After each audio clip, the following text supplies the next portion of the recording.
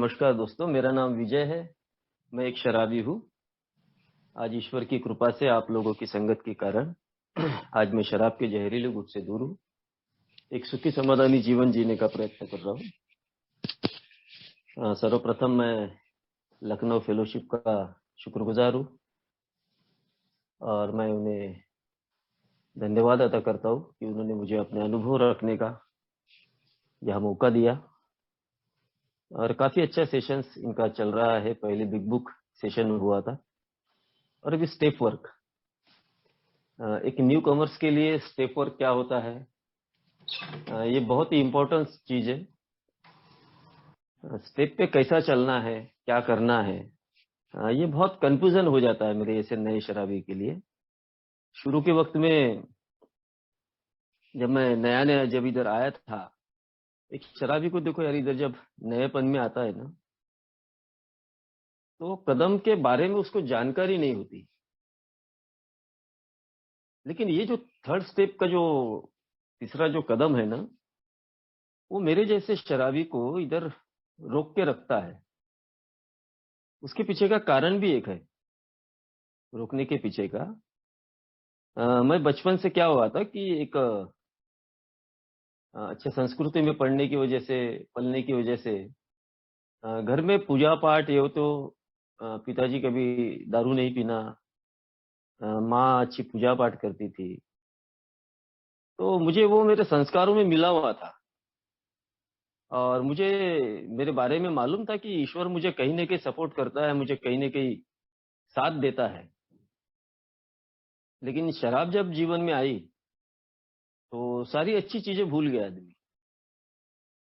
कुछ भी अच्छी चीजें याद नहीं रही और सिर्फ बुराई के रास्ते पर चलना मैंने शुरू कर दिया। अब ए में आने के बाद एग्जैक्टली जब ये थर्ड स्टेप से जब मेरा सामना होता है, ये शक्ति को जब कोई ऐसी ईश्वर नाम की शक्ति है भाई, मैं इस शक्ति पर एकदम बहुत ज्यादा वक्त न गवाते हुए बहुत जल्दी इस पर विश्वास कर लेता हूँ। हाँ, ये शक्ति है। ये एहसास मुझे होता है इधर। इसका कारण है, इसका कारण एक है कि मुझे बचपन से मिली हुई वो सारी चीजें मुझे कहीं ना कहीं इधर वो रिमाइंडर करते रहती है। क्योंकि मैं मेरे जीवन के बारे में जानता हूँ। मेरा जीवन बड़ा विचित्र था। मेरा जीवन में जब शराब जब बढ़ी और शराब के साथ साथ मेरी अधोगतियां बढ़ी, तो मैंने देखा कि यार मेरी भावनाओं की कोई कदर इस दुनिया में नहीं कर रहा है। मेरे को कोई पूछने वाला नहीं है। मेरी हर वक्त कहीं ना कहीं मेरी इंसल्ट यहाँ बाहर के दुनिया में हो रही थी। मुझे कई ऐसे परिस्थिति से गुजरना पड़ा जहां जनक मेरी स्थितियां हो चुकी थी। लेकिन मैं शराब को छोड़ना नहीं चाहता था। शराब का पीछा मुझसे छूटता नहीं था। यानी यूं कहूं कि मैं वो टोटली जो रॉक बॉटम का जो आखिरी स्टेप था वो मैंने कर लिया था। यहाँ जब मैं आया तो यहाँ मुझे अल्कोहलिक एनोनिमस में मेरे कुछ सदस्यों ने मुझे गले लगाया, मेरा वेलकम किया बहुत अच्छे तरीके से। एक होप, एक आशा मुझे इधर मिली। एक समाधान मुझे मिला कि भाई इधर मैं ठीक हो सकता हूँ। मेरा खोया हुआ जो सम्मान था वो मुझे अल्कोहलिक एनोनिमस के हर एक सदस्य ने मुझे वापस दिया। मुझे ऐसा लगा कि नहीं, मैं भी एक जीने योग्य व्यक्ति हूँ। क्योंकि यार ये लोग मेरे भावनाओं की कदर करने वाले हैं। ये लोग मुझे अच्छे तरीके से पूछने वाले हैं। और मैं अल्कोहलिक एनोनिमस की इस मीटिंग में कंटिन्यूशन में मेरा इधर मीटिंग मेरी बढ़ते गई। लेकिन सिर्फ और सिर्फ मीटिंग करने से और अपने घर जाकर बैठ जाने से, ये प्रोग्राम प्रैक्टिस न करने की वजह से बड़े नुकसान हो सकते हैं जीवन में। मैं फिर से उस रॉक बॉटम में जा सकता हूँ, भला मैं शराब नहीं पी रहा हूँ। मैं अगर गलत कामों को नहीं छोड़ा तो मेरी परिस्थितियां फिर मेरे से विपरीत हो सकती है।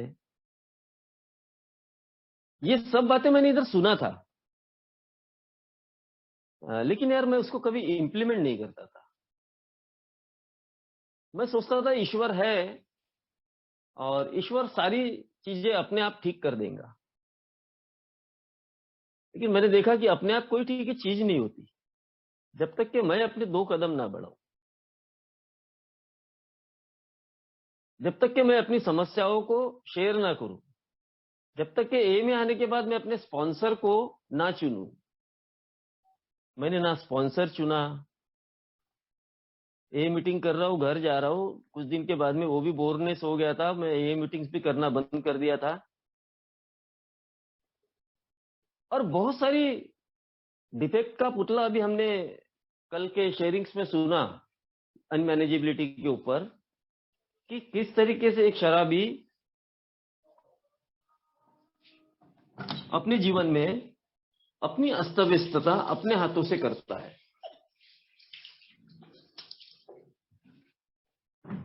भाई ये सब क्यों कर रहा था? इतने वर्षों से मैंने जो शराब पिया था, और वो जो शराब ने मेरे जीवन में जो तांडव मचाया था, जिससे मेरा सब कुछ खराब हो चुका था। मेरे अंदर कई प्रकार के ऐसे डिफेक्ट तैयार हो चुके थे, कई ऐसी बुरी शक्तियों ने मेरे अंदर प्रवेश कर चुकी थी। सबसे बड़ा अगर कोई डिफेक्ट था तो वो मेरा अहंकार था, मेरी हवस थी, मेरी लालच थी। मैं लोगों की चुगलियां करता था, मैं लोगों को धोखा देता था, अपने ही पैसे घर में रखे हुए चोरी करता था, मैं हर वक्त झूठ बोलता था, मैं असमाधानी व्यक्ति था। क्या ये मेरे अंदर ये बुरी शक्तियां नहीं थी?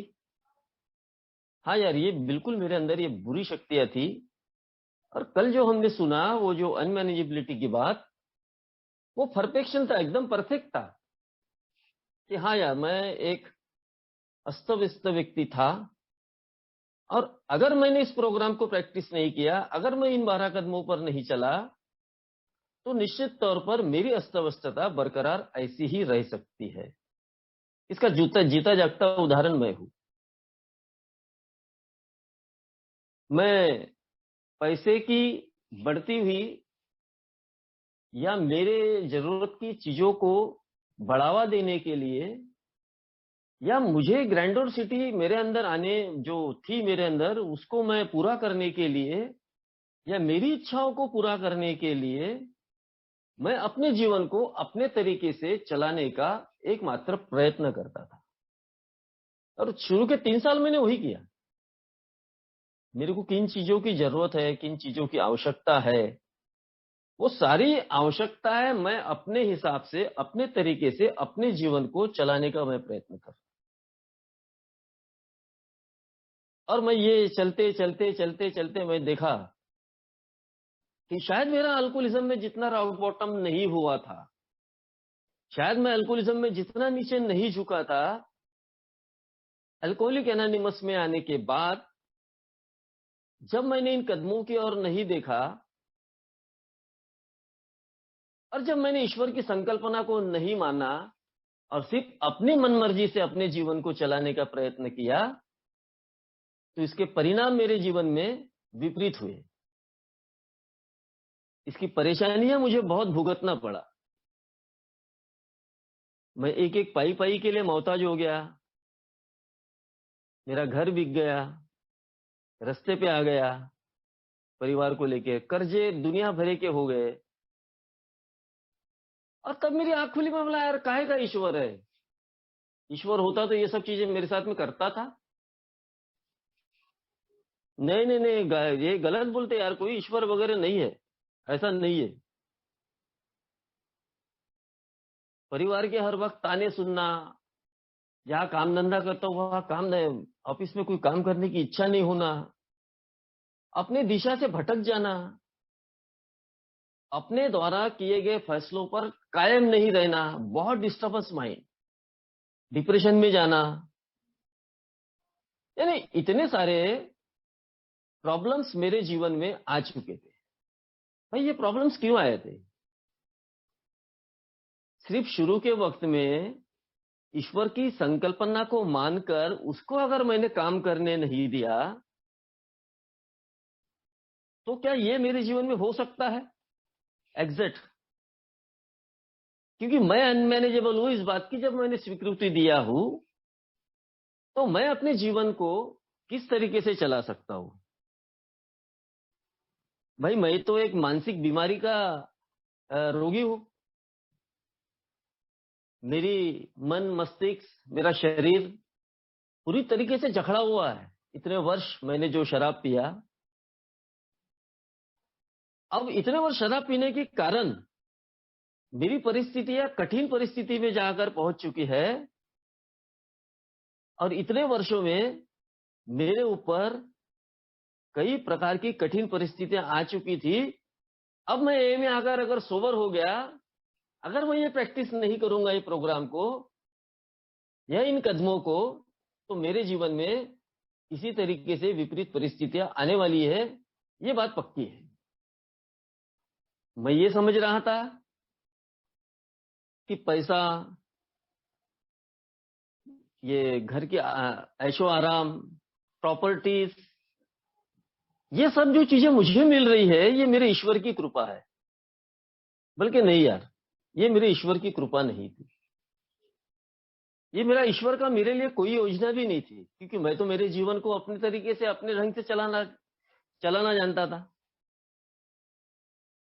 तो जब मैं अपने तरीके से अपने जीवन को चलाना जानता हूं, तो ईश्वर मेरे जीवन में क्यों आकर काम करेगा? ये बात का एहसास शायद मुझे कुछ अरसे बाद, कुछ वर्षों बाद मुझे हुआ। और जब इस बात का एहसास मेरे से शराबी को जब होता है, उसकी स्थितियां जब एक भयानक स्थिति में जब वो पहुंच जाता है, क्योंकि भयानक स्थिति में पहुंचने की एक ही वजह है कि मुझे मेरे बलबूते पर मेरे जीवन को चलाना मुझे आता है। ये बात को मेरा अंदर का अहंकार मुझे सदैव ये बताते रहता है कि तू ठीक है, तू करेक्ट है, तू चल सकता है। और मेरा अहंकार मुझे क्या करता है? मुझे ईश्वर को सिर्फ थोड़ा सा मानने के लिए देता है, लेकिन सारी चीजें अपने पास रखता है कि यार मैं अगर सब कुछ चीजें उस ईश्वर के हवाले कर दूं, तो मैं पूरी तरीके से एक मुर्दार व्यक्ति बन जाऊंगा, एक गांडू व्यक्ति बन जाऊंगा। मैं, मेरे अंदर कोई चीज नहीं रहेगी।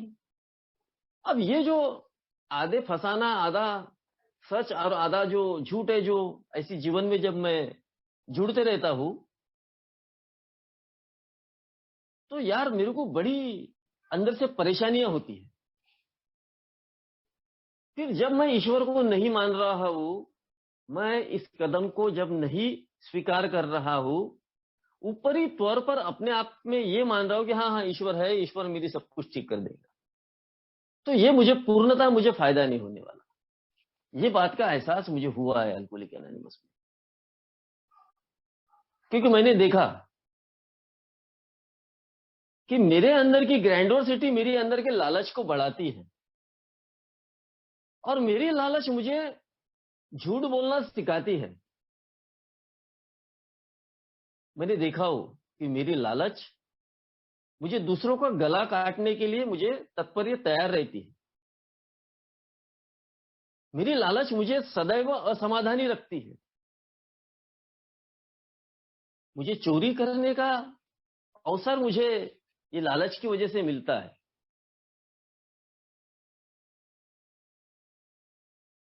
यार ये जब सारी चीजें हैं, ये तो मेरा नैतिकता का अधपतन है। ये अधपतन यानी ए में आने के बाद में भी अगर मेरे जैसे शराबी के अंदर शुरुआत शुरू है, तो मेरे को मेरा ईश्वर कहां से सपोर्ट करने वाला है? क्योंकि सारी चीजें तो मैं वो असुरी ताकतों के जैसा कर रहा हूं, असुरी शक्तियों के जैसा मैं वो सारी चीजें मैं अपने जीवन में कर रहा हूं। और ये सारे जो डिफेक्ट है ना, ये सारे मेरे अंदर मौजूद है। ये मैं जानता हूं, ये गए हुए नहीं है, ये सब मौजूद है, बिल्कुल मौजूद है। इसको आज भी अगर थोड़ा सा भी खत पानी बाहर का मिलने दो, ये अपने आप में उभर जाते हैं। इसको कोई ज्यादा एक्स्ट्रा करने की जरूरत नहीं पड़ती। क्योंकि एक अल्कोहलिक बहुत बड़ा निगेटिव माइंडेड रहता है। उसको अच्छी चीजें बहुत कम पसंद आती है, निगेटिव चीजें बहुत जल्दी अडेप्ट कर लेता है। क्योंकि निगेटिव चीजें कैसी रहती, हर वक्त अपना अपडेट करते रहती हूँ अपने आप को। एक निगेटिव विचार अगर मन में आया तो लाखों निगेटिव विचार आने के लिए वक्त नहीं लगता। यानी ये हर वक्त अपने आप को अपडेट करते रहता है। और इन सभी जो शक्तियां है ना, ये जो सारी जो डिफेक्ट है ना, इससे कहीं ना कहीं ये मेरा जुड़ाव है, मेरा लगाव है इसके साथ में। अब इतने डिफेक्ट का पुतला वो सही में अपने मर्जी से अपने जीवन को अगर ए में आने के बाद चलाना चाहा, तो क्या यार वो चला सकता है क्या?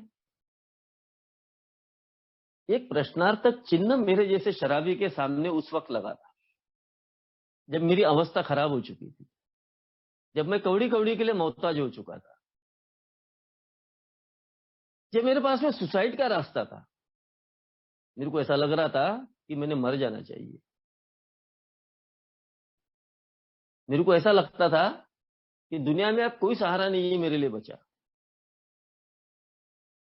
बस मेरे पास दो ही रास्ते थे, एक तो मर जाना, नहीं तो शराब पीना।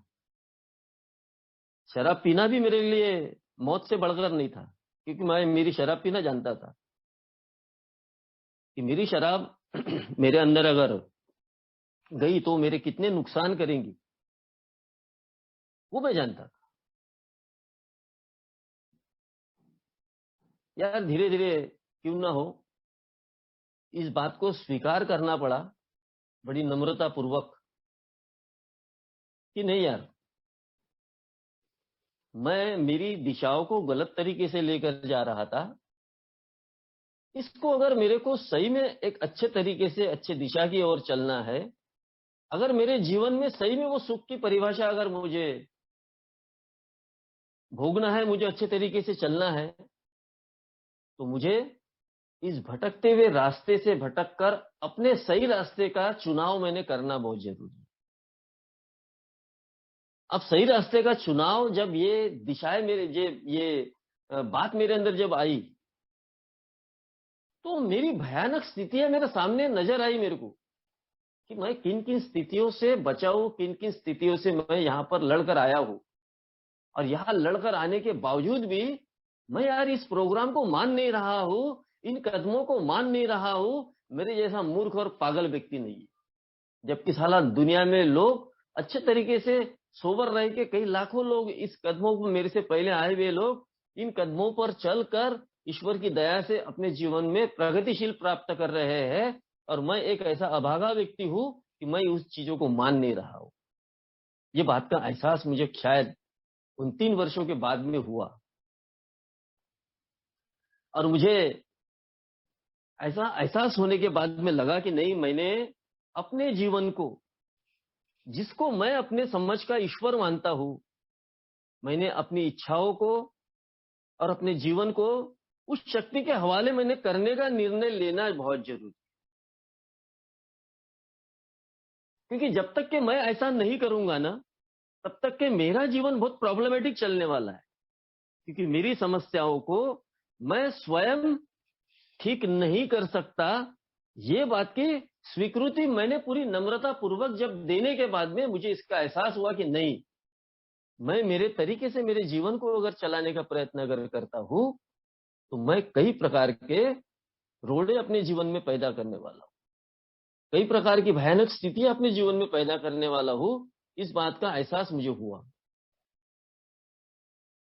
और जब यार मैं इन चीजों को देना मैं शुरू करता हूं, तो मुझे प्रॉब्लमेटिक आते हैं। क्योंकि मैंने इतने सालों से जो प्रॉब्लम्स खड़े करके रखे थे, वो क्या मेरे ईश्वर के हवाले कर देने से 2-4-5 दिन में ठीक हो जाएंगे? क्या मेरे अंदर जो डिफेक्ट इतने तैयार हो चुके थे इतने वर्षों से, क्या वो 1-2 दिन में वो ठीक हो जाएंगे? नहीं, मैंने कर लिया भैया, तीसरा कदम मैंने ले लिया, हो गया। नहीं, ऐसा नहीं है।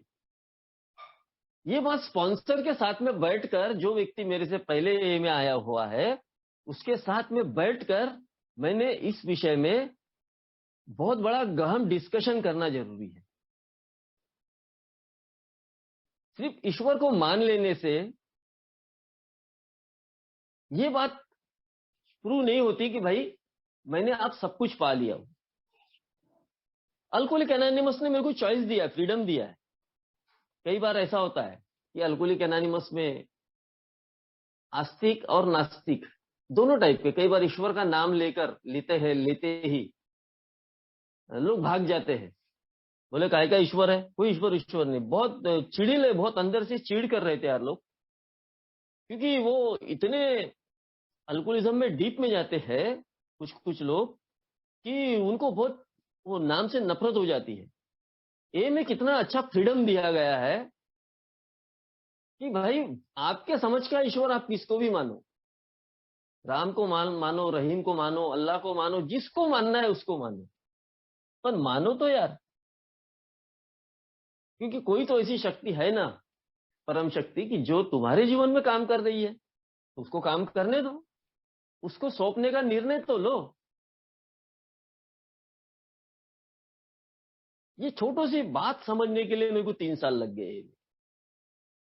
कोई नया भाई इधर आया है तो ये ना समझ जाए भाई 3 साल मेरे को लगे, मैंने बहुत लफड़े किया, बहुत बुरे तरीके से बुरे वातावरण में मैं चला गया था। मैं सुसाइड करने तक मैं पहुंच चुका था। जब मैंने मेरे हर एक प्रश्न का उत्तर इधर मैंने ढूंढना चाहा, मेरे को थर्ड स्टेप के माध्यम से एक बात समझ में आई कि जब तक के मेरे अंदर डिफेक्ट रहेंगे, जब तक के मैं अपने जीवन को चलाने का प्रयत्न करूंगा, तब तक के वो ईश्वरीय शक्ति जिसको मैं मानता हूं वो मेरे जीवन में कभी भी अपडेट नहीं होंगी, कभी भी वो आएंगी नहीं। क्योंकि उसको मालूम है कि भाई ये अपने मन से अपने जीवन को चलाना चाहता है तो इसको चलाने दे, इसको गलतियां करने दे। कई बार ये में बोला जाता है कि भाई हम प्रार्थना करते हैं इसके लिए, उसके लिए, उसके लिए, फलाने के लिए, इसके लिए, कि भाई उसको सोबराइटी दे दे, उसको ये कर दे, उसको ये कर दे। जबकि अल्कोहलिक एनोनिमस का ये थर्ड स्टेप मेरे को एक बात बताता है, मेरी कोई डिमांड नहीं। ईश्वर तेरी इच्छा चले, मेरी नहीं। हर एक जगह अगर आज कोई न्यू कमर आ रहा है, अगर मैं उसके लिए प्रेयर कर रहा हूं तो भाई उसको सोवरेटी दे दे, ये बोलने के बजाय, मैं अपने ईश्वर को आदेश देने के बजाय मैं एक बात बोल सकता हूं कि हे ईश्वर, आपकी इच्छा अनुसार उस व्यक्ति के जीवन में उसको क्या चाहिए वो आप अपनी इच्छा से तय करके आप उसको दीजिए। जब मैं ये प्रैक्टिस करना जब मैं शुरू करता हूं तो ऑटोमेटिकली मेरे को एक बात समझ में आती है कि मेरे को मेरे लिए भी कुछ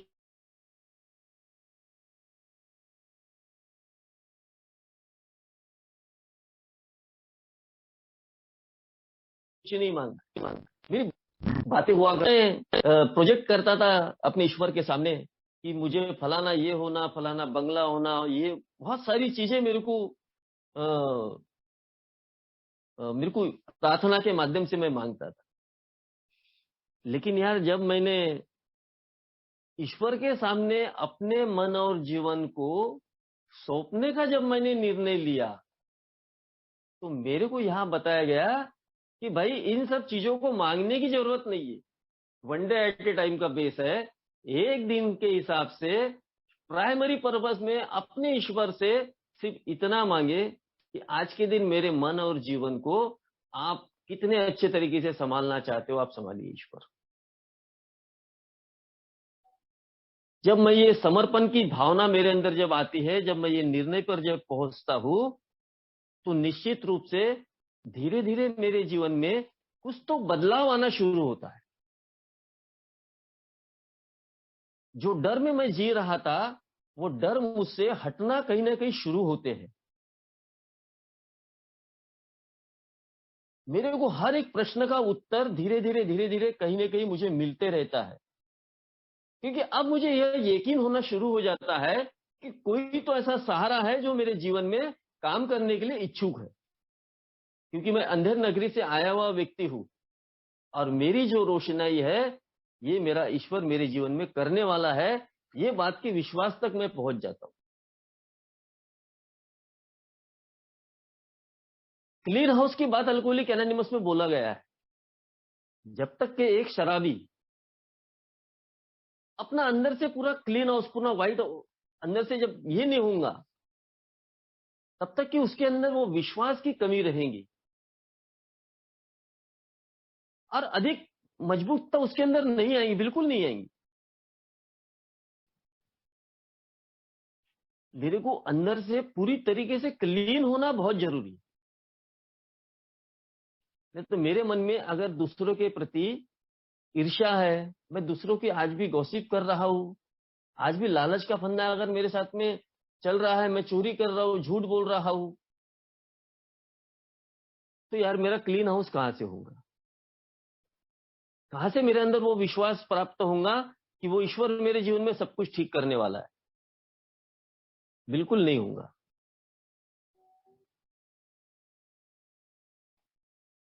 ये तो प्रैक्टिसिंग कदम है। मेरे को रोज अपने जीवन में, दैनंदिन जीवन में मेरे को इसकी प्रैक्टिस रोज करना है। जिसको मैं भगवान समझता हूं, भगवान मानता हूं, ईश्वर मानता हूं, ऐसे ईश्वर के सामने मुझे अपने सारे इच्छाओं को रखना है, सारे इच्छाओं को छोड़ना है। कई बार इधर उदाहरण दिया जाता है, एक व्यक्ति पेड़ पर लटका था, ईश्वर को पुकार रहा था, नीचे ईश्वर खड़ा था। ईश्वर ने बोला भाई दोनों हाथ छोड़ दे। उसको डाउट था कि साला दोनों हाथ छोड़ूंगा तो मर जाऊंगा।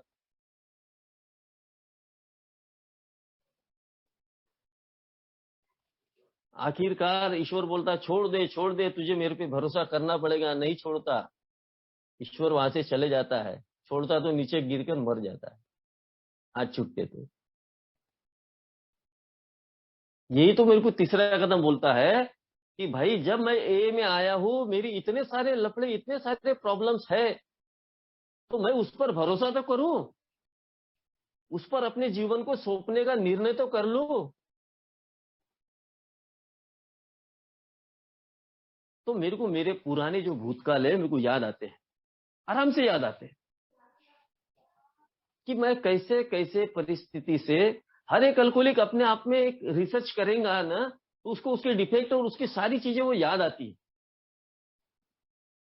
कि मैं कैसे कैसे परिस्थिति से बचा हुआ व्यक्ति हूं। किन किन परिस्थितियों में मुझे, मेरी कहानियां मुझे बताते रहती है। हर एक आदमी की अपनी अपनी कहानियां होती है, अपने अपने जगह चेंज होती है।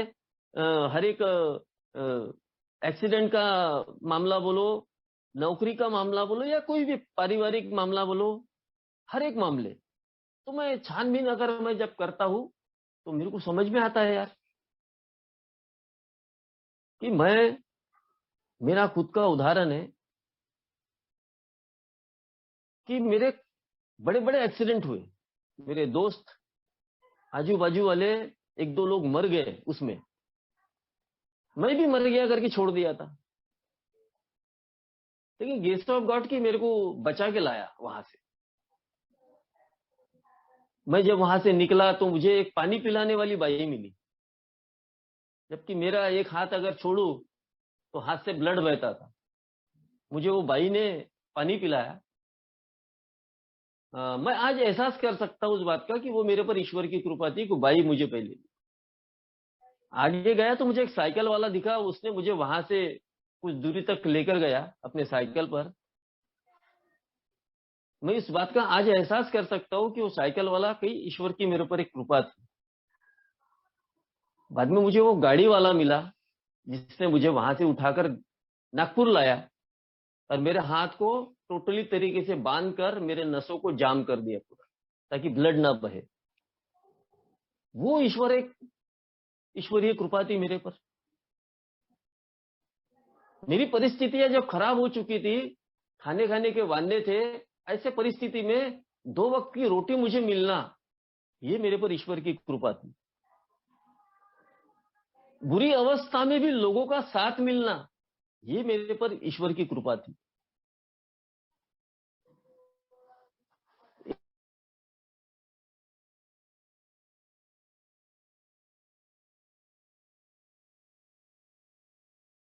ये में जब मैं आया तो लिफ्ट मांगकर वो ईश्वरी बंदा था जिसने मुझे वहां तक लेकर गया, वो ईश्वरी कृपा थी। यानी ऐसे ऐसे परिस्थितियों में जब आज मैं एनालिसिस करता हूं अपने आप के बारे में कि मेरे जीवन में कहां कहां किन किन क्षेत्र में कैसे कैसे तरीके से वो ईश्वर ने मेरे जीवन में कृपा की।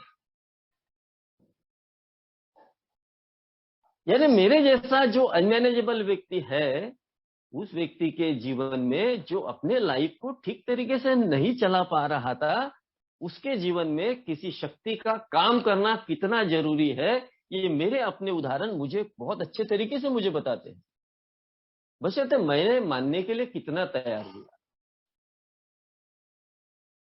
मैं मानूं तो भगवान है, नहीं तो फिर शैतान है। ये तो मेरे पास 2 ही रास्ते हैं ना। मैं मानता हूं कि मेरे अंदर जो डिफेक्ट चल रहे हैं, मैं उससे अगर दूर होना चाहता हूं तो ईश्वर मेरे लिए मदद करेगा, ये मेरे लिए मदद करेंगी। अगर मैं चाहता हूं यार मैं जैसा ही हूं वैसा ही ठीक हूं, तो वेलकम, ये आपको मेरे को रोकती नहीं है। और मेरे को 3 साल बिल्कुल किसी ने रोका नहीं। मैं अगर ये बोलूं कि नहीं, मेरा मुझ पर सब कुछ भरोसा है, मैं सब कुछ कर सकता हूं, तो ये आपको ये भी नहीं रोकेंगे बोले कि भाई करके देखो। लेकिन यहां जब इस प्रोग्राम को जब प्रैक्टिस करना शुरू करता हूं ना, तो मेरे को एहसास होता है कि मेरे को अगर कोई मुक्ति दिला सकता है, वो कोई शक्ति है जिसको मैं मानता हूं, वो ईश्वरीय शक्ति मेरे जीवन में काम कर सकती है।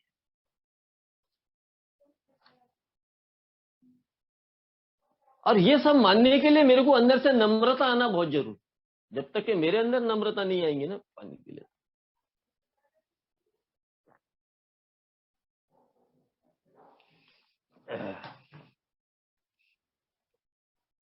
तो मेरी गलतियां इसी तरीके से चलती ही रहेंगी और मैं किसी भी अच्छी चीज को स्वीकार करने के लिए बिल्कुल तैयार नहीं हूं।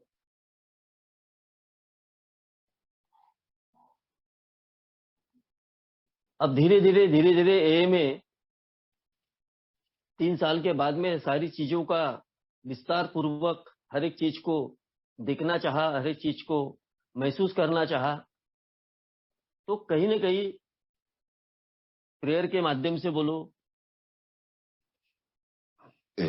या ये प्रोग्राम के माध्यम से बोलो, मेरी इच्छा है मेरे ईश्वर के प्रति दिन रात जुड़ते रही और वो बढ़ते रही मेरी।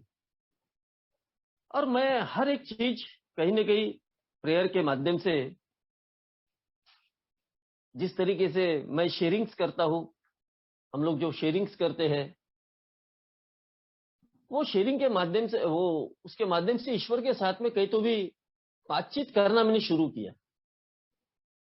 मेरे तकलीफों के बारे में, मेरे स्वभाव दोषों के बारे में, और मैंने उन सारी चीजों को, वो मेरा पार्ट नहीं है मेडिटेशन का, लेकिन वो एक जब मैं करता हूं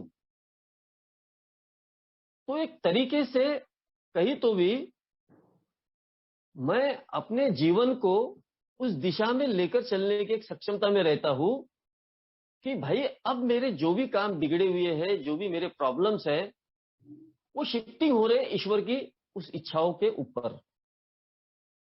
अब ये ईश्वर मेरे जीवन में क्या करने वाला है, ये बात का मुझे पता नहीं, क्योंकि मुझे मेरी जीवन को जीने का एक बहुत अच्छा मौका मुझे उसने दिया है, और मुझे इतने सालों से इतने बुरे परिस्थितियों से बचाकर आज तक अगर लाया है, तो सामने भी मेरी परिस्थितियां अच्छी करेगा।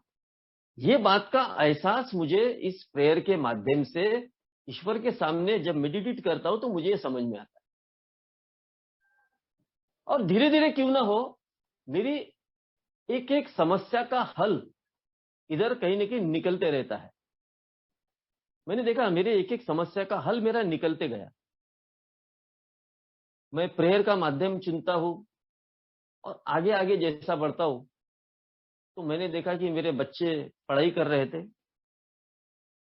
धीरे धीरे वो 11वीं 12वीं हो गए, और मैं जस्टली वो सब कुछ मेरा बिक बाग कर मैं एक सरकारी क्वार्टर में रहने आ चुका था। मेरे पास पैसा नहीं था, बच्चे होशियार थे, बच्चे पढ़ना चाहते थे।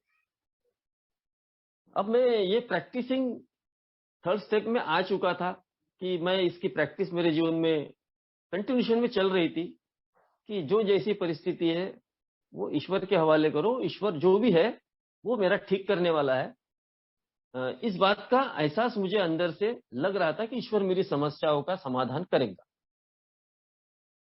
और ऐसी परिस्थिति में जब मेरे जैसे शराबी के पास में पैसा नहीं है, और उस वक्त देखा था आज से 7-8 साल पहले कि लाख रुपए, 1.5 लाख रुपए, 2 लाख रुपए इंजीनियरिंग कॉलेज में प्रवेश के लिए लगते थे।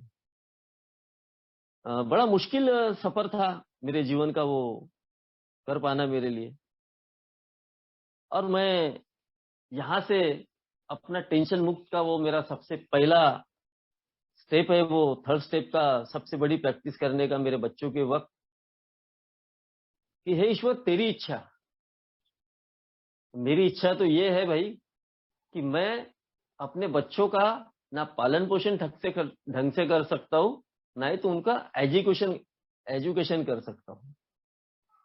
अब ये सब कुछ आप अपनी इच्छा से करिए, क्योंकि अगर मैं आज अगर उनके एजुकेशन के लिए कर्जा लेता हूं, तो मेरी ताकत नहीं है कि मैं दूं, मैं कहीं पे कर सकूं, क्योंकि बहुत हालत खराब हो चुकी। यार जब मैंने ये चीजें जब करना शुरू कर दिया ना, ऑटोमेटिकली मैं पता नहीं क्या, तो मैंने वो एक पेपर लगाया अपने घर पर, और पेपर के पुरोनी में आया कि इंजीनियर स्टूडेंट स्टूडेंट के लिए एक ट्यूशन फी माफ करके एक स्कीम थी, चल रही थी। मैं मेरे लड़के को बताया, यार बोला देख यार इसमें अगर कुछ जमता है तो। और मैंने प्रेयर करके उस ईश्वर को हवाले जब सब कुछ करने के बाद जब मैं वहां काम करने के लिए गया, तो 1 महीने के बाद में उसका रिजल्ट आया, सब फॉर्म वार्म भरने के बाद में, कि आप सिलेक्टेड हो गए, आपका नंबर लग गया। यार कितना बड़ा मिरेकल होता है, ये बात को मैंने एहसास अल्कोहलिक एनोनिमस में किया। अगर शायद मैं इस थर्ड स्टेप पर नहीं रहता था, इस थर्ड स्टेप की मैंने बातों को नहीं मानता था, ना ही ईश्वर को अगर मानता था, तो मैं कितना डिप्रेशन में आता था, कितना ये करता था, ना जाने दुनिया भर के कर्जे करके रखता था। लेकिन ऐसा नहीं हुआ।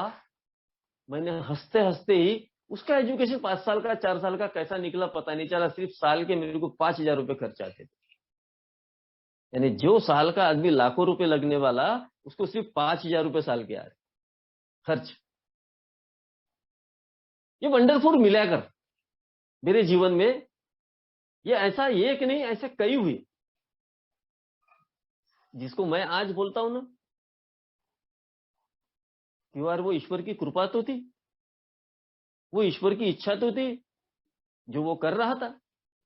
सिर्फ मैंने उसको मेरे कैरेक्टर डिफेक्ट की वजह से उसको रोक के रखा था।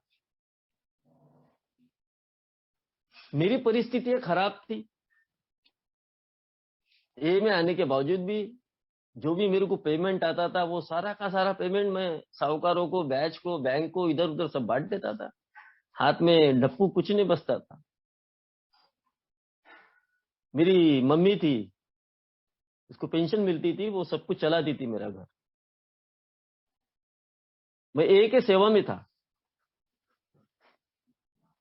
और एक ही सेवा में मुझे मेरे एक मित्र का फोन आया कि विजय यार तेरे मम्मी को बहुत सीरियसनेस से अटैक मारा, पैरालिटिक, और वो बहुत सीरियस तरीके से मैंने उसको हॉस्पिटल में एडमिट, हॉस्पिटल लेके जाना है। मैं बोला भाई नजीक का जो भी अच्छा हॉस्पिटल है आप लेके चले जाओ। वो उसको हॉस्पिटल लेकर गया।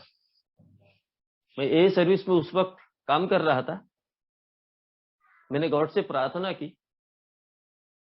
कि ये मेरी क्या परीक्षा, ये ईश्वर, मेरा सारा पेमेंट ब्याज वालों को, बैंक वालों को, सोसाइटीज वाले को इधर उधर चले जाता, मेरे पास में कुछ नहीं बचता। मेरा मम्मी सब कुछ करता है, और आज अगर मेरे मम्मी को अगर उठा लिया आपने तो मेरे जीवन में क्या, कुछ नहीं, शून्य का शून्य ही रह जाऊंगा। और मैं बड़े फास्ट तरीके से वहां से निकला। फिर मेरे को ध्यान में आया थर्ड स्टेप की बात, कि जब उस ईश्वर का प्लानिंग तेरे जीवन में क्या है वो तेरे को नहीं मालूम, तो उसको उसके प्लानिंग से करने दो। तुरंत मैंने प्रेयर किया कि हे ईश्वर, तू अपनी इच्छा से जो आपको जो अच्छा लगे वो आप करिए। तो मैं घर गया, बढ़िया तरीके से फ्रेश होकर उस हॉस्पिटल में कुछ पैसा लेकर गया। पैसा भरा। मेरे मम्मी की पूरी मानसिक स्थिति खराब हो चुकी थी। वो उसकी अवस्था जो थी वो किसी को पहचानती थी नहीं थी। डॉक्टर ने मुझे बुलाया और मुझे बताया कि सुनो, आप उनके बेटे हो, मैं आपको बता देना चाहता हूँ, ये सबसे बड़ा मिराकल है। बोले ये केस कैसी बची? मतलब क्यों डॉक्टर साहब, क्या हो गया? बोले इनको इतना भारी अटैक आया है कि एक तो इनका ब्रेन डैमेज होना था, या तो इनकी डेथ होना था। उसी वक्त मैंने उस ईश्वर को हाथ जोड़ा, बोला आप हो ईश्वर, कहीं तो भी हो आप। यानी थर्ड स्टेप ने मेरे जैसे अल्कोहलिक को जब समझ में आता है तो वो मुझे अंदर से कितना स्ट्रेंथ, कितनी ताकत देता है, और वो मुझे कितनी मदद करता है, जाने अनजाने में मेरे को समझ में नहीं आता। उसके बाद में मेरी मदर 8 साल जिंदा रही, 7 साल, 7 साढ़े 7 साल जिंदा रही। और उसने सारे मेरे कर्जे पुर्जे सब कुछ पे करके वो अपने एक दिन उसका स्वर्गवास हो गया। यानी ये जो चीजें हैं, ये मेरे जीवन तो उदाहरण मेरे जीवन के हैं, असंख्य उदाहरण मेरे जीवन के ऐसे, जो थर्ड स्टेप के माध्यम से, जिसका मैंने अपने जीवन में पालन करके उस शक्ति के हवाले अपने जीवन को करने का जब निर्णय किया, तो ऑटोमेटिकली वो शक्ति ने मेरे जीवन में काम करना शुरू किया। मेरे पर कुछ कोर्ट केस, कुछ मेरे अल्कोहलिज्म के कुछ कोर्ट केस चालू थे, क्रिमिनल केस। और उस वक्त मेरी एज में मुझे कुछ 7-8 साल कुछ हो चुके थे, 7 साल प्रैक्टिसिंग इस कदम पर मैं चल रहा था। उस वक्त में मेरे कुछ पुराने केस खुल चुके थे। कई पुलिस वालों ने कहीं से तो भी मेरा घर का एड्रेस लिया और मुझे अरेस्ट करने के लिए आ गए।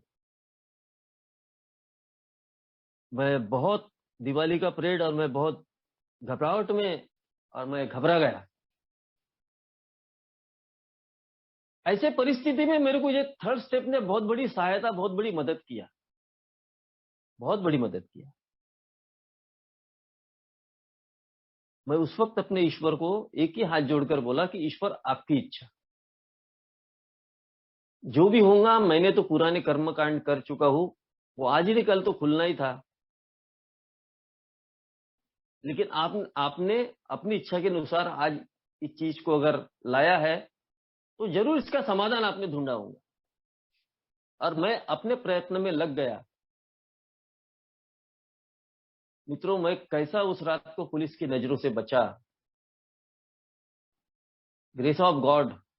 अगर शायद उस वक्त मैं पकड़ा जाता था तो शायद मेरे नौकरी पे भी धोखा हो सकता था।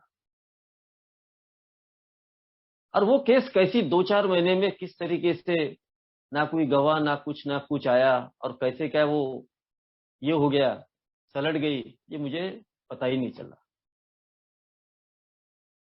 माने ईश्वर को मैंने अपने जीवन में काम करने देने की वजह से किस तरीके से मेरे जीवन के प्रॉब्लम्स शिफ्ट वो अपने तरफ करता है, ये बात का जीता जाता उदाहरण मेरे खुद के अपने हैं।